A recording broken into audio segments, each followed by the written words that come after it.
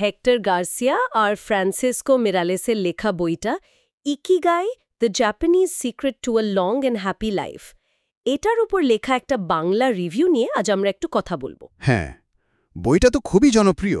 ঠিক, আমাদের লক্ষ্য থাকবে ইকিগাই জিনিসটা আসলে কি সেটা একটু তলিয়ে দেখা, আর ওই যে জাপানের ওকিনাওয়া অঞ্চলের মানুষের দীর্ঘ আর সুখী জীবনের রহস্য, সেটার সাথে এর যোগসূত্রটা কি সেটাও বোঝার চেষ্টা করব। একদম। আলোচনাটা মূলত ওই রিভিউটার উপর ভিত্তি করেই। রিভিউয়ার কিন্তু বেশ ভালোভাবেই তুলে ধরেছেন ব্যাপারটা। বিশেষ করে ওকিনাওয়ার ওই যে শতবর্ষী মানুষগুলো, হ্যাঁ হ্যাঁ, তাদের জীবনযাত্রা দেখে বোঝার চেষ্টা করেছেন যে তাদের এই দীর্ঘ জীবন আর আনন্দের রহস্যটা কোথায়। দারুণ। তাহলে চলুন শুরু করা যাক ওই শব্দটা দিয়েই, ইকিগাই। রিভিউতে এর মানেটা ঠিক কি বলা হয়েছে? এটা একটা জাপানি শব্দ। এর মানেটা অনেকটা এই রকম যে বেঁচে থাকার কারণ। বেঁচে থাকার কারণ? ইন্টারেস্টিং। হ্যাঁ, মানে আরেকটু সহজ করে বললে, ধরুন সকালে ঘুম থেকে ওঠার পেছনে আপনার যে মূল প্রেরণাটা কাজ করে, সেটাই। ও আচ্ছা। রিভিউ থেকে যা বোঝা যায়, ওকিনাওয়া দ্বীপের মানুষের দীর্ঘ আর সুখী জীবনের পেছনে এটা একটা বড় কারণ। মানে এটা এমন একটা শক্তি যা প্রতিদিনের জীবনকে অর্থ দেয়। বেশ গভীর তো ব্যাপারটা। আচ্ছা, রিভিউতে কি নিজের ইকিগাই খুঁজে পাওয়ার কোনো নির্দিষ্ট পথের কথা বলা আছে? মানে কিভাবে পাবো সেটা? হ্যাঁ, কিছুটা ধারণা দেয়া হয়েছে। রিভিউয়ার বলছেন যে 4টে মূল বিষয়ের কথা। 4টে বিষয়? হ্যাঁ, যখন এই 4টে জিনিস একসাথে মেলে, মানে একই বিন্দুতে আসে, তখনই একজন তার ইকিগাই খুঁজে পায়। কি কি সেই 4টে বিষয়? প্রথমটা হলো এমন কিছু যা আপনি করতে ভালোবাসেন, মানে মন থেকে টান অনুভব করেন। আচ্ছা, যা করতে ভালোবাসি। দ্বিতীয়টা হলো এমন কাজ যাতে আপনার বেশ ভালো দক্ষতা আছে, মানে আপনি কাজটা ভালো পারেন।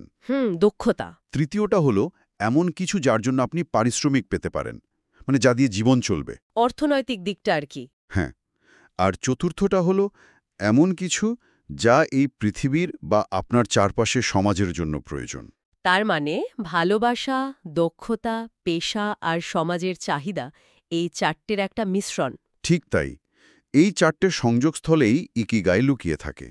এটা শুধু শখ বা শুধু পেশা নয়, বরং সবকিছুর একটা ব্যালেন্স। আমাদের সাফল্যের ধারণার থেকে বেশ আলাদা কিন্তু। আমরা তো প্রায়শই শুধু পেশা বা টাকা রোজগারের দিকেই বেশি ঝুঁকি। ঠিক বলেছেন। পশ্চিমা ধারণায় ওই দিকটাই মুখ্য হয়ে যায় অনেক সময়। ওকিনাওয়ার মানুষের জীবনের উদাহরণ কেমন? রিভিউতে কি কিছু বলা আছে? হ্যাঁ হ্যাঁ, আছে তো। রিভিউতে ওদের কিছু অভ্যাসের কথা বলা হয়েছে যা তাদের ইকিগাই খুঁজে পেতে বা সেটা ধরে রাখতে সাহায্য করে। যেমন? যেমন ধরুন, ওরা খুব সামাজিক। ছোট ছোট দলে মেশেন, যেগুলোকে স্থানীয় ভাষায় মোয়াই বলে। মানে একটা সাপোর্ট সিস্টেম থাকে সবসময়। ও মোয়াই, ইন্টারেস্টিং। আর খাদ্যাভ্যাস, সেখানে প্রচুর তাজা শাকসবজি, ফলমূল থাকে। বিশেষ করে টোফু ওরা অনেক খায়। আর শারীরিক দিকটা? নিশ্চয়ই খুব অ্যাক্টিভ থাকেন। একদম। বয়স বাড়লেও কর্মঠ থাকেন, নিয়মিত হালকা ব্যায়াম করেন, হাঁটাচলা করেন, আর মানসিক চাপ কম রাখার চেষ্টা করেন। অনেকে নাকি ধ্যানও করেন নিয়মিত। বাহ, মানে সুস্থ জীবনের রহস্যগুলো আসলে বেশ সহজ সরল কিছু অভ্যাসের মধ্যেই আছে। শুধু বেঁচে থাকা নয়, জীবনটাকে অর্থপূর্ণ করাই আসল কথা। ঠিক তাই। রিভিউয়ারও এই বিষয়টা জোর দিয়েছেন। ইকিগাই মানে শুধু টাকা কামানো নয়, বরং এমন কাজ খুঁজে নেওয়া যেটা আনন্দ দেয়। একদম। কাজটায় আনন্দ পাওয়াটা খুব জরুরি। বইয়ের আরও কিছু ধারণার কথাও রিভিউতে এসেছে, যেমন ধরুন ধৈর্য ধরার গুরুত্ব। ধৈর্য। আর একটা হলো ওয়াবি সাবি, শুনেছেন নিশ্চয়ই। হ্যাঁ, শুনেছি। মানে অসম্পূর্ণতার মধ্যেও সৌন্দর্য খুঁজে পাওয়া, তাই না? ঠিক। একটা পুরনো মাটির পাত্র বা ধরুন শ্যাওলা ধরা পাথরের মধ্যেও যে একটা স্নিগ্ধতা, একটা শান্ত ভাব আছে, সেটা উপলব্ধি করা। এছাড়া বর্তমান মুহূর্তে বাঁচা, প্রকৃতির সাথে সংযোগ বাড়ানো, এইসব কথাও আছে।